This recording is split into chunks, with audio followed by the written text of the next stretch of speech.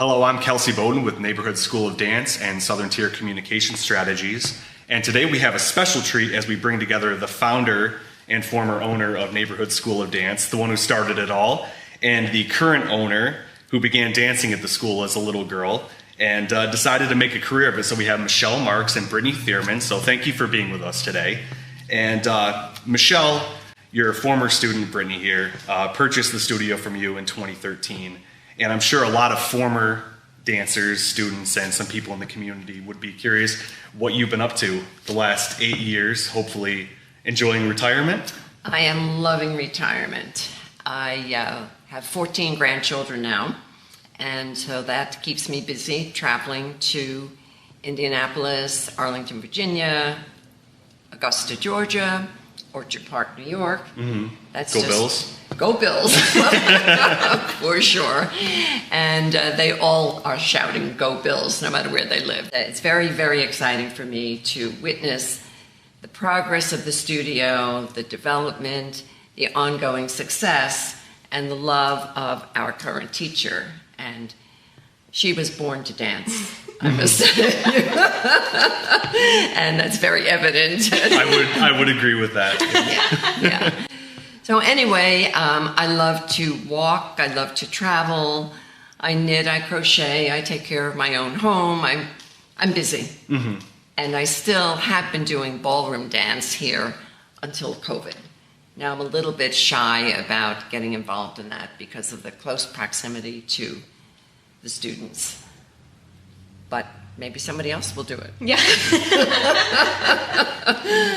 So you already kind of touched upon this. You're seeing Brittany kind of carrying on your legacy there, and you taught her back in the day. So that sense of pride, can you talk about that sense of pride you must feel?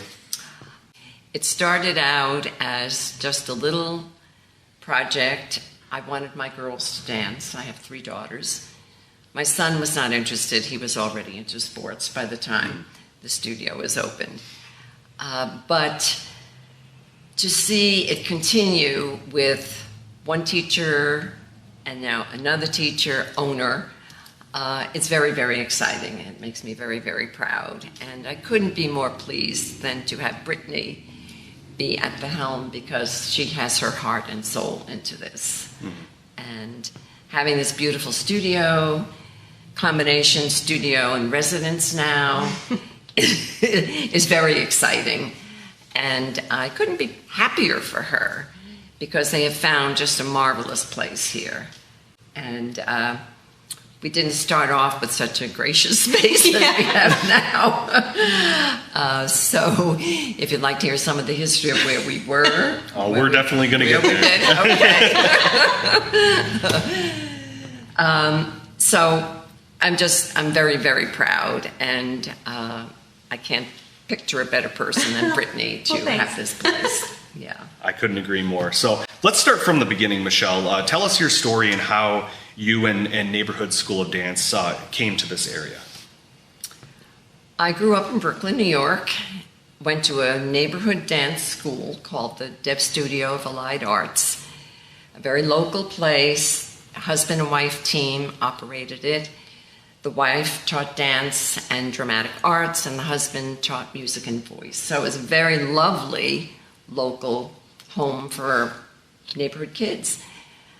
I started dancing when I was in 6th grade, formally taking lessons, but in 3rd grade, I was invited to do the Irish jig along with a few other classmates in our annual St. Patrick's play. And my feet were flying ever since then. We had hardwood floors, and wherever there was a space where there wasn't a carpet, I was busy jigging around. Finally, in 6th grade, my parents said, "Okay, it's time. Let's get some dancing lessons formally now." So I started when I was in 6th grade and danced all through high school, loved it, was at the studio several days a week, helping to teach. Had my own classes when I was a senior in high school. And but then I went on to nursing school. I did not want to be a dancer, go to New York City, which was just across the river. I knew it was too hard of a life, and I was not willing to starve for the profession, which is what my teacher said. If you're not willing to starve, don't think about becoming a professional dancer. I went into nursing school. I was very practical minded in those days. I did set my goals for marriage and family and accomplished that, and met a wonderful neighborhood guy. We married, we had 4 children. We came up here to Olean, and now my children are aged 2 to 7. There were 2 dance studios operating here. One of them right in the location in your little building next door. Yeah. There was a dance studio there. And another one down on West State Street. Both of them managed to close over a period of time. At this point, my youngest was 7, and it was time for me to start thinking about doing something other than repainting and wallpapering the rooms I had already done. And coincidentally, there was a dance workshop at St. Bonaventure University. My daughters and I went to it, and it brought back my love of dance right up to the surface. And friends of mine said, you know, you owe it to the community if you have a background. You owe it to the community to do something, because there are lots of children here with dancing shoes and nowhere to dance. So that's how I turned around my life very quickly and said, okay, I can open a studio. And that's how it all started. Here we are. Here we are. You mentioned neighborhood several times there. So how did you pick the name Neighborhood School of Dance? In recent years, Brittany here has really amplified the concept of neighborhood as a powerful tool to build relationships within the community. But the name itself, Neighborhood School of Dance, that had to have come from a vision in your mind. It came actually from our relatives who lived in Connecticut. Their children were going to the Neighborhood School of Music in New Haven, Connecticut. And I said, if I ever have a dance studio, that will be the name of the studio. And that's how that happened. And I stuck to my word and did it. I didn't want Miss Michelle's or Miss Shelley's or anything like that. I just wanted something very classic and not connected directly to me. And that's how it came about. Has the Miss Shelley thing kind of been overdone by dance schools? Or? Well, I suppose there were plenty of them. Yeah. Yes, yeah. Miss Nancy's, Miss Barbara's, whoever. Yeah, that's a very common name for a studio, would be the teacher's name. But I wanted something different, and I'm so glad I did, because now it carries on. Yeah. The neighborhood school, hopefully in 20 or 30 years, will still be dancing away. We're approaching 50 in a couple years. I know. It's crazy. That is awesome. I know. It's hard to believe, really. Very hard to believe. But I'm just so proud and pleased that it's continuing, because dance is such a wonderful expression, a wonderful, healthy hobby, certainly for the teacher. Oh, yeah. And I couldn't be happier having had the opportunity to pursue it as I was able to. And my nursing career was short-lived. It was only 2 years pre-marriage, and then we started the family right away after marriage, so I never really got back into it until up here, which was many years later. Yeah. Let's talk about the first dance recital here in Olean. What do you remember about that, and the location, choosing the location, and everything that went into that process to get the first one started? Because now it's a community mainstay type of thing. Well, I happened to live 3 doors up the street from Olean High School, so I knew that was the venue for anything stage-wise. We had very few students compared to the numbers we have now. It was a very, very simple production. However, back in those days, we were using a record player for our music in the studio, a variable speed portable record player. From there, of course, we've moved on to greater things, but that was the studio music. And all I knew was that usually there was a live performance, it had live music. A friend of mine did the music, did the piano, which was very, very challenging to have every piece of music perfect, because if she missed a beat, that could throw off the entire class. You could just picture the havoc on stage. Fortunately, that did not happen. But we had a piano player and a drummer as the first musical accompaniment. Then we moved into adding a bass. So that was the first several recitals. At that point, we were moving into taped music. We had moved into the cassettes. So now the music could be totally different. We used all the tape music. And then, of course, from then we, moved to CDs and whatever else is being used now. But it was a process, and it was very, very challenging, but we did it.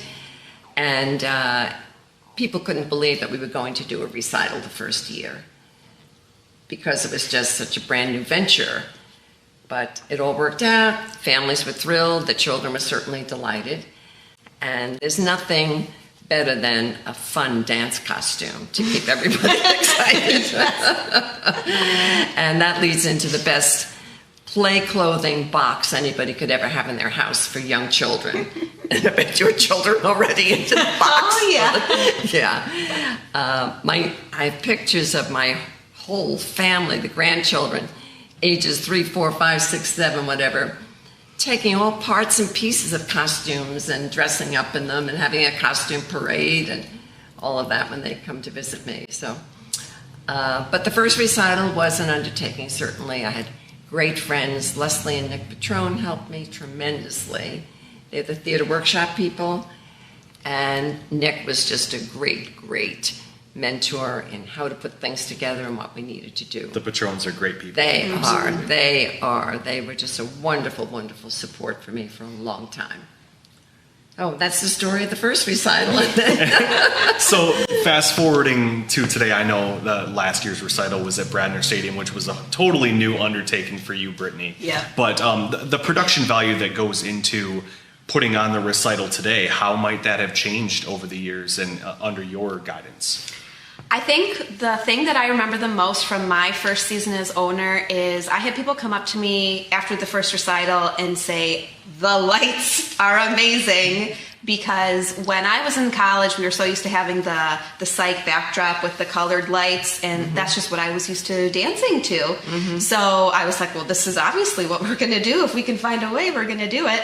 And so, every dance, if it was a pink costume, it had a pink backdrop. If it was a blue costume, it had a blue backdrop. And so, yeah, that was my first year, and just getting the different lighting and the different aspects of the performance. You can really jazz it up with anything. This year, at the opener, we had streamers popped after the opener, so yeah, it was fun.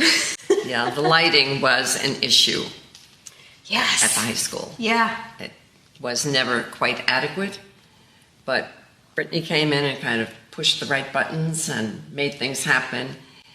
So things are constantly improving, musically, visually, the dance styles, costuming. It's always getting better, which is really exciting to see. Yeah. Absolutely. Yeah. So the different locations that Neighborhood School of Dance has been in over the years, now we're here at 609 South Union Street in Olean, which is a new thing, and it's been other places in the community. So do we want to talk a little bit about perhaps some of these locations and maybe some of the benefits to them and, moving forward there? Well, sure. We started at 105 Times Square, which is right across the street from the police station. It was an empty building. My husband and I were walking around town saying, well, where are we going to set up this studio? And it was a vacated karate studio. It was 2 stories. This place kind of reminds me of it a little bit, lots of nooks and crannies. And it was small, but we had a main room where we did the basic classes, and then upstairs was the acrobatic room because it was all carpeted. We lasted there 5 years, and then all of a sudden we had this explosion of registrants. So at the beginning of the season, as soon as we had registration, which we would not do like Brittany does now, she's very efficient and she has people pre-register in May and June and all that. We waited until August to get the registration going. Oh, now we have to move to a bigger place. So we found the Palace Theater building, it was like a Broadway studio. It was this magnificently large room. It just went from one end of the building to the other. Huge windows overlooking the city of Olean. You could see the hills in the back. You could see Union Street out the window. That's where I started. And so we lasted there for a while until we were dancing around buckets of collecting the water because the roof was leaking so badly. So we finally were moved down the street to the Schaefer building, which is where the Sherwin-Williams paint store was, on the corner of Union and Sullivan. So we were just moved 4 doors down the street by the same owner. And then we were there 2 years, I think, when the wrecking ball came.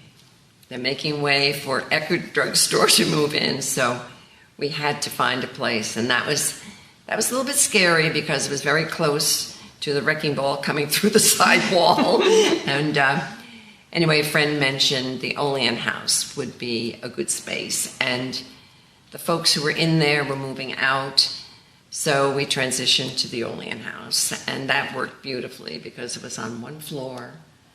And we had some renovating to do. Every studio we went to, we had some renovating to do. But our mirrors and bars traveled with us very well.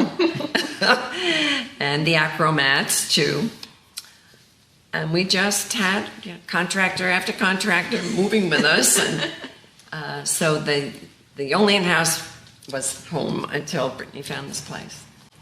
Yeah, so we were at the Olean House all of Sue's tenure, and then the year that I took over, that wasn't going to work anymore, and I remember calling Father Greg on the phone and being like, is there anything you can do to help out, or, just say a prayer for me, and he was like, well, we have some empty classrooms here at St. Mary's, and I was like, oh, okay, so we moved there my first year. Didn't even have one class in Olean House, so I took over and we started moving the studio. And that's where I met you. Yes, that's right. Yep, start with a bang. So yeah, we were there, and while we were there, the whole time, obviously, I'm thinking, well, I love what I do, and I want to keep it going, and the best way to do that is to buy a building. So I just kept my eyes out, and here we are. So we just kind of, walked down Union Street a little bit. That's all you have to do in this town, is just walk around Union Street. And what do you love about where we are right now? I love that there are no poles in the studio, because in the Olean House there were poles. So I just remember jazz class being like, oh, you gotta watch out for those fan kicks. People are ping-ponging off no the... Sinead turns into the poles, Yeah. So I love that we have a separate, lobby area that can open up to the 2 studios. Obviously, I love that there's the apartment upstairs that we can live in, and so, and I love that we have our own parking lot. When I looked at this place, there were just so many pros. Oh, absolutely. To purchasing, so.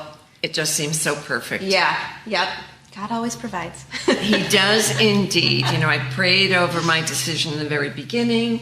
Is this the right thing to do? Is this going to be a good thing for my family? And prayer seems to kind of open up the way and makes it much more comfortable to move on certain things. Would you agree? Oh, yes. Yeah. 100%. Yep. Yeah. And we would be remiss if we didn't mention the Port Allegheny facility as well. So what is so great about that location? We had all these bars and mirrors, and my husband worked at Port Allegheny during this time, and over the summer, this was 5 years ago now, one of the dancers there had messaged me saying, hey, our studio's closing, and they were looking to enroll, and I was like, where's your studio closing? And she said, oh, Port Allegheny. And so I kind of looked into, everything that was happening there, and I found Sandy. And I said, Sandy, if there's anything I can do to help your kids to keep dancing, let me know. And so I met her at her house, which is where she had her dance studio. And we had a little conversation, and we decided to keep them dancing, and found a place downtown on Main Street in Port Allegheny across from Rite Aid, and opened up class. And it all happened in the matter of a month. August, we found the place, we decided to open, and classes started in September, and classes were full, so it worked. But yeah, and Port Allegheny has just been wonderful. The kids there have been great, and having the 2 locations. I love that I can prep for one class and teach it twice. So it's been fun. And we had a similar experience in Salamanca. Again, it was August, and I got a call from a mother who said, the studio that we have over here is not going to reopen because there's no teacher. And this was a beautiful studio in the Ray Evans Seneca Theater. Ready-made, move in, all you need to do is show up. So it was perfect timing. My daughter Liz was a student at Bonaventure. She could be one of the teachers over there. And again, it was just 1, 2, 3. We're in another place. And it worked out very, very well. Mm-hmm. What are some of the challenges of serving different communities? You could argue that dance is dance no matter where you are, but there are specific needs here in Olean, as there would be in Salamanca, as there would be in Port Allegheny. So what are some of the challenges there? Well, there was always the travel issue, which was not big, but it was big. Going to Salamanca, there were many days we had to cancel classes because at 3 p.m. it would start snowing. And our classes were always, of course, after school. And for most of our teachers were also school teachers. So they were finishing a day in school and then would have to travel over there. And the weather was canceling too many classes, for one thing. So that became a little bit of an issue, making up classes. We did have separate recitals. That was a challenge. But it was more challenging, we thought, to make it one big recital here in Olean. So we did that. We'd have to do a May recital over there and a June recital in Olean. It all worked out, but it was just not as easy as having everything in one place. Yeah, I mean, I love having the 2 locations, but there's also, like, you know, if there's something that goes wrong, if I forgot something, I can't just run up the road to grab it because it's like 35 minutes from here to there. Right. And trying to find teachers to teach in Port Allegheny sometimes can be an issue because it's not that far, but there's a big hill that separates it. So, yeah. You know, you know, one's in Olean and in New York, one's in Pennsylvania, so they're the same but different in different ways. But you know, everyone loves dancing and the passion's there at all the places. So mm-hmm. That's for sure. Yeah, that's for sure. Yeah. What about your staff between the 2 locations? Are there some who kind of transition from both Olean to Port Allegheny, or are they kind of separate here and there? A little bit of both. Like, I have some teachers who only want to teach in Olean. I have some teachers who teach at both in Port Allegheny and in Olean. And then I have some teachers that only want to teach in Port Allegheny. So the way I kind of approach it is I want to do what's best for the teachers because then I know that they're going to present the best classes. Like, I wouldn't force anyone into, you need to teach in Port Allegheny, you know. Mm-hmm. So I just try to find people that feel comfortable teaching there, teaching here, and trying to find a way to make it work, so. Mm-hmm. So just sing the praises of your staff. I'm sure they're wonderful teachers and they're great with students of all ages. So what are some great things about the dance instructors that work for you? We're all so passionate about what we do, but we all are passionate about different little things. Like, Miss Shelley loves kids, and she just brings this energy that I will never have.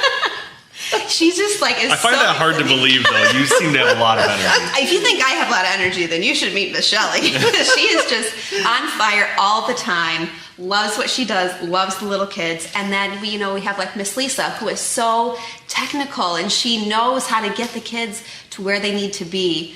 And then, we have Miss Brooke. She goes to St. Bonaventure, and she grew up, in the competition world in Buffalo, and so she has a lot of technique as well. And then, Miss Ezzie has danced for me since I took over, and she just loves tap. And I love tap, so, we get along like that. I just love talking tap with her. But they are just so passionate about everything, and we had our teacher meeting a few weeks ago, and I said to them, I was like, we just want to give the best class we possibly can every day when we walk into the studio. And they're just like, yes, let's do it. They're so excited. I wouldn't obviously be able to do what I am without them, so they're great. Right. And here's a question for both of you. Aside from the transition in ownership, how has the dance school evolved over the decades as not only an educational institution, but a business model? What do you think have been some of the most positive changes that have come about? Well, the expansiveness of it, the inclusion of so many different classes, different styles of dance. When we started, it was tap, ballet, and acro. And then we moved to jazz, included that in the curriculum. We added aerobics, we added ballroom. Now there's the lyrical, and We also have contemporary and hip hop, of course, modern, yeah. Yeah. So there are a lot of choices for people to make, which is wonderful. And the business part of it is so different. I have to tell you, when we first started, my daughters, aged 7, 9, and 11, were the secretaries at the desk, checking people in, handling their money, writing out duplicate receipts in little girl handwriting. But That's so cute. it worked. Some mothers were taken back, but it worked. They were just fine. And from then, of course, we expanded to many other things. Now everything is computerized, and I mean, Brittany is the queen of the business end of things. I do not have a business background, did not have any business training whatsoever, never even knew how to type. But Brittany is the queen of all of the electronic equipment and making it work wonderfully. So big changes along the way. Yeah, and I would say, I know, like, when Sue was running the studio, one of the classes she started was Twinkle Twos. And that was a big thing because now, instead of starting at 3-year-olds, now we can start at 18 months. So the sooner you can get the kids in the door, you know, the more you can kind of grow these students. So that was a big thing. She also started offering hip hop. And that's one of our biggest classes now. Yeah. So Sue did a lot to grow the business, and then I just kind of built off of that. Yeah. My background was business administration and accounting. I have my MBA, so I use that education every day in the business. And I think just offering more classes and more variety and getting the kids in early and just growing them and have them grow with us. That's kind of my goal for all the dancers. And my big thing now, especially because I'm a parent now, is trying to make the process as smooth and seamless as possible for the parents. So, you know, doing online registration and being able to do auto pay and getting all the notifications in a text message and an email and getting phone calls when they're, well, auto phone calls, not like I call everybody, but just making sure that they have all of that information wherever they need it. So All of the things that I'm receiving now, yes, Talia. The communications. Very helpful, by the way. That's Yes. very helpful. Absolutely. The communications are so different. Back then, in the day, we had a phone. That was it. We did start with the computer before I turned the business over to Sue, but it wasn't anything like what is going on now. So as I said, the queen of tech is right here. So for both of you, what makes dance such an attractive artistic medium? It's something that really gets into a person's soul more than as just something to do or as a hobby, but it's almost a way of life. So what is it about dance that really lights up your soul? Well, it's so physical. And with physical activity comes the release of endorphins and morphins and whatever. All of those things. Right, and whatever it is that makes you feel good. There's oxygen pumping through your body. So it's a feel-good activity.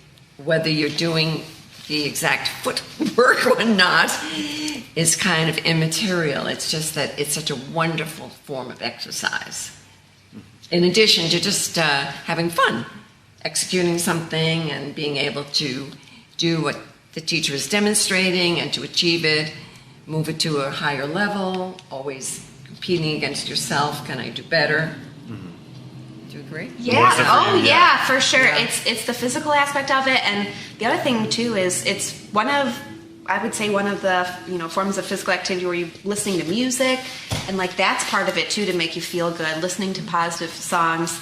And I know, going through this whole pandemic and everything, when we had to close like our physical doors and had to do like online classes, you know, we realized that it's so much more than a dance class, because there's things you're doing in the class that, you know, when you're next to someone else and you're in a positive environment, oh, great job, you did awesome. You know, you miss that when you're not in the physical class with other people. So it's what you're learning, it's what you're hearing, it's also like who you're around too. It's Definitely just a great feeding off each other's energy. Yes, yes. A lot. Right. During the pandemic, how did that remote option play out? Were there a lot of students who would prefer that as a maybe perhaps a safer option, but they were still able to participate in all of the programming? Well, I would say, so we tried doing online classes, Zoom classes. We were doing some things on band, but I could tell, like, for myself that it just wasn't the same. So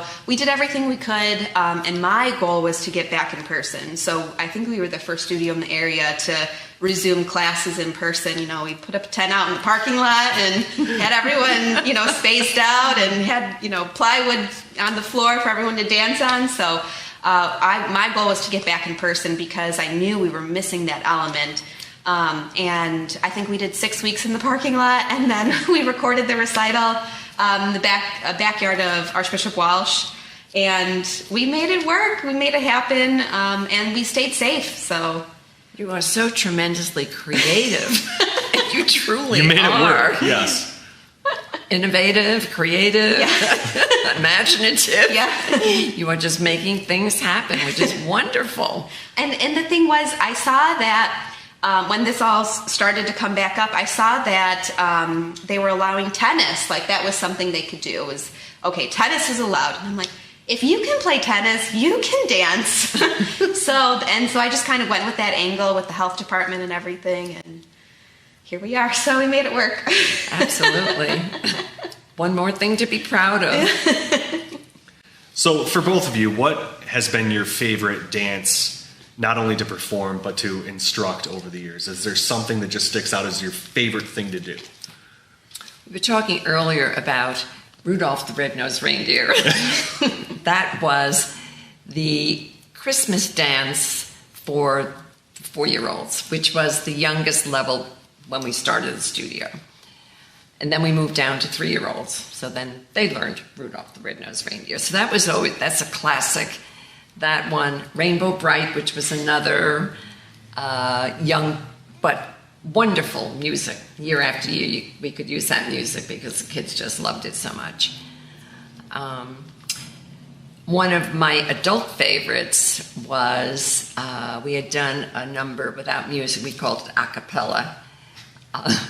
And it was a dance routine my daughter had learned in Virginia with her adult dance class. And so we used it, we borrowed it, we gave credit to the choreographers and all. And it was so wonderful. It was just, that became our classic, and we did that probably 5 years in a row. We would just perform that because we loved it so much. But my favorite dance, I have to say, is the one we did at the 25th anniversary recital, which was the last recital I was responsible for. That was the turning over time to Sue.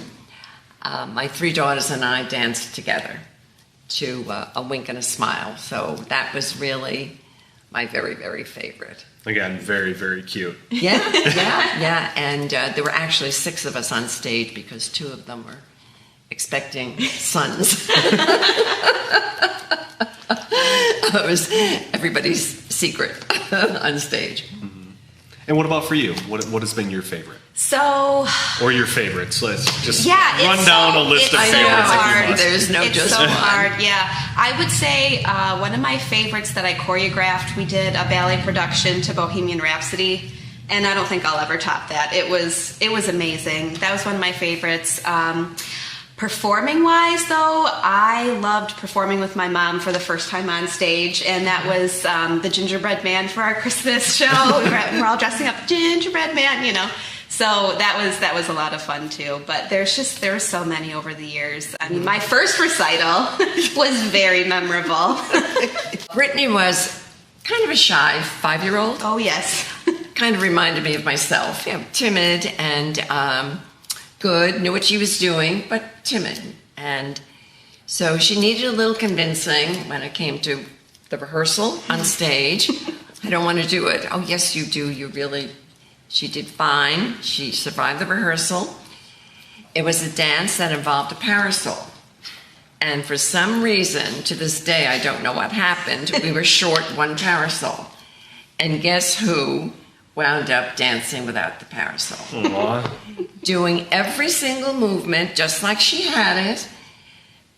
It was amazing. And she got off stage. I said, "Oh, Brittany, you were so wonderful." But I felt terrible, absolutely terrible. But she got out there and said, "A star is born tonight."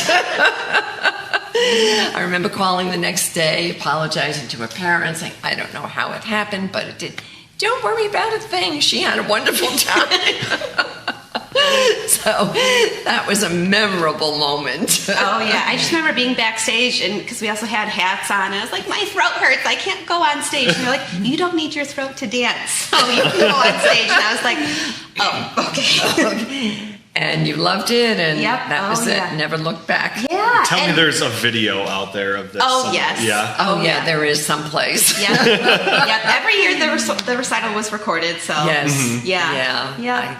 I haven't looked at any of them lately, I have to confess. But it's all kind of logged in the brain. But the VHS tapes then, that's what we had. Of course, now you have a major production. Yes. Yep. Yeah. Yeah. So you've already gone over some memorable moments from past recitals, but maybe get a little bit more sentimental here. And you can plug your ears if you have to, but the first time that Brittany walked into your dance studio, what do you remember about her? You said she was quiet and a little bit She timid, was but shy, an excellent student because she was not all about running around the studio or showing off. She was an excellent student and performed in class perfectly. Wasn't rude, wasn't outspoken, just a nice, quiet student. And focused, always focused. And not everyone comes into the studio like that. Some require a little bit more coaching and putting the reins on and some discipline, but she was very disciplined. And she was just a wonderful student. They should all be as good, attentive, focused as Brittany. Yeah, she was a pleasure, a real pleasure. in your experience, how long would it take for some of the younger students, let's just say a student who's starting at around 5, to gain that level of discipline in their... Well, it depends. I would say that over the years, I've noticed a lot more freedom of movement in children in that they are not as eager to conform. But this is over now, how many years? We're talking almost 40 years. But even in the 25 years that I ran the studio, I could see a difference from the beginning until where they were. There just does not seem to be the quite the amount of self-discipline that we started with. But I think it's the world of today. Yeah. And the world of today, what is your experience? Yeah, so I think kids definitely have changed, and everyone's on their tablets and on their phones, and there's so much technology part of it that's a part of it now. And I think that's one thing that like Miss Shelley just really excels at is meeting the kids where they are and finding a way to reach them wherever they are. If they're distracted, if she can rein them in for a few minutes and work on one piece of technique and then maybe do more, freeze dance or, more freestyle. So it probably takes a little bit longer to really hone in your skills with the technique than it used to because we're just so distracted as a generation.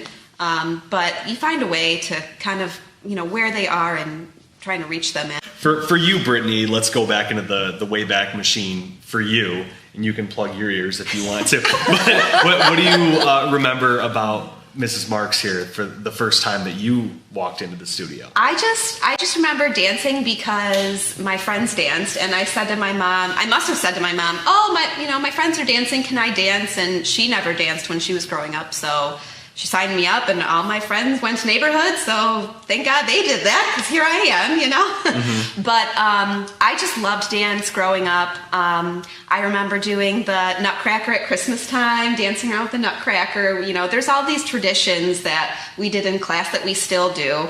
You know, at Christmas time, you hang your little candy cane up on the tree. You know, we still do that. But the one thing that I always say to my students too is every year, you know, January, February, I just did not want to go. And there's so many kids that are like that. And I would just put up a fight. But as soon as I got into the classroom, everything was fine. You know, it was always just about getting me to the show. And my mom always said, and my mom is so smart, and she always said to me, you know, Brittany, if you don't want to do it anymore, that's fine, but you have to make it to the end of the recital. And once the recital is over, you can quit, and you don't have to dance anymore, but you have to do the recital. And I said, okay, fine. And every year we got to the recital, and I would come off stage just beaming because I love being on stage. And that's the thing that really kept me going. And yeah, it was just a great experience. And it was something that I never really realized that it was like a part of who I was until I got to, you know, high school and college age. Like when I was in high school, I choreographed some dances for like our chorus concerts at Walsh. You know, I did some of that, and then it just really took over my life in college. And I, you know, was on the tap ensemble and orchesis dance, and I was dancing 6 days a week. And you know, I did different styles. I learned point. You know, so it just the foundation started when I was 5, and we just really built off of that. Mm-hmm. Now, moving forward to today, Brittany, you've quite successfully taken your childhood dance school and moved it into the 21st century here. So what are some of the tactics that you're using now to meet the needs of the families and the individual students in today's world? Well, you know, turning everything online, like when I took over from Sue, she had some like computer programs she used, but a lot of stuff, like there was nothing that people could go online to register. We also didn't even have a website. So even before I took over, I was like, is it okay if I start our website now? And she was like, yeah, sure, that's fine. So, you know, just having things more accessible, that was a big part of it, doing the online registration. And the big thing that we started last season, which, you know, none of us wanted to go through a pandemic, but there's a lot of things that we've learned to make us better. And one of those things is live streaming every class. So if students can't be in class, if they're out of town or if they're sick, they can still watch class from home, or my adult tappers love it because then they can, you know, rewatch class if I'm teaching a new combo and they're not quite getting it. I had so many lessons and be like, Miss Brittany, the last week's class didn't post. Where's that class? I'm like, oh, well, let me go find it, you know? So they love that, and so I think that's something that we'll be continuing to. So just trying to, all of the new technology and, you know, it just constantly evolves, and just trying to keep up with that the best you can, you know, that's all you can do. So what can you tell us about the theme, why you chose it, and how the neighborhoods in Olean and Port Allegheny kind of inspired that, and maybe some ways that organizations and people can get involved? So, you know, going through this pandemic, none of us did this alone. You know, we're all in our own spaces, in our own, you know, quarantine groups and everything, but we all had to rely on each other. And I saw this idea on one of my dance studio owners' Facebook groups that something had said about neighborhood, and I was like, well, that's my name. And so that idea came, and I was like, that's a perfect way to kind of hopefully leave the pandemic and, you know, welcome to the neighborhood, not just welcome to our studio and this is who we are and this is our culture and these are our values, but also welcome to this community, you know, the Olean area and the Port Allegheny areas, the dancers, the parents, the people in the communities, they've really lifted us up and helped us through these times. You know, when our season started last year, you could not find hand sanitizer anywhere. And so I'm looking around different, you know, and of course the small local company in Olean is the one that could find the hand sanitizer for me. So, you know, just because there was all of that support from the different businesses and community members, it was too perfect not to have the recital theme be that. And we haven't always had recital themes. I think, you know, maybe a couple years ago we started, I don't know, did you ever have any recital themes? We did. We had them for almost almost 25 years. Yeah, And probably around the 21-year mark or something. I said, getting a little tired of trying to come up with an idea. I mean, we had numbers and colors and love and Broadway and musicals and Gershwin music and seasons of the year and all sorts of themes, but I guess maybe I was getting a little tired then. And so we went a couple of years with kind of a very loose theme. And like they could do whatever they wanted to, and somehow we gave the recital The everything title. goes theme. Yeah. Anything goes, exactly. I'm sure we did have definitely one of those. All around the town, anything you could think of just to pull everything together. But it's becoming more challenging to find music that fits the theme. It takes a lot of effort to get the music that's appropriate for the classes and so forth. But yeah, we did for at least 20 years, definitely 20 years we had theme. And then you're back onto it now. Yes, we're back to it now. It ties it together. It gives you a direction, but it's also more challenging. Yes, and this year probably one of the most challenging themes, and that was something we talked about with all the teachers, because any song they pick, they have to figure out some way to tie it back to a local business or a community group or something. So, one of the songs I'm doing is "I Can See Clearly Now the Rain Is Gone." So now I have to find an eye doctor that we could use their name or something. And that's one part of it too, is being able to highlight all these local businesses that made it through the pandemic. That even if they didn't help us specifically, but just helping the community by highlighting them in our recitals. So that's part of it too. I hope you're going to have a bank, because then you can do We're in the Money. Yes! Which is a fantastic. We did that. I helped the bank with the corporate challenge many years ago. And we did a great routine to We're in the Money. That's a good one. I like it. Yeah. And it's funny how things are applicable. You just have to kind of do a little thinking and little research, but I'm sure you'll come up with some great numbers. Yeah. So the businesses, are you going to honor them by name or? Yeah, so we'll be reaching out to local businesses to see, I wouldn't want to use anyone's name without their permission. So having their names in the programs, but then also if they, want to use it as an opportunity to advertise, they can do that as well. So there's that business brain. It's ingrained.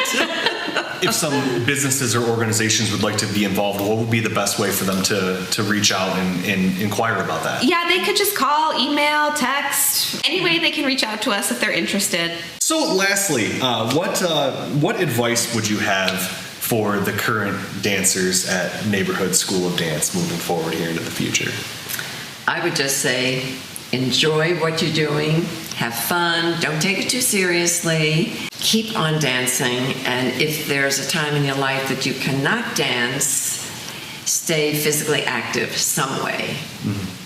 Keep that body working, just stay healthy. What about from you?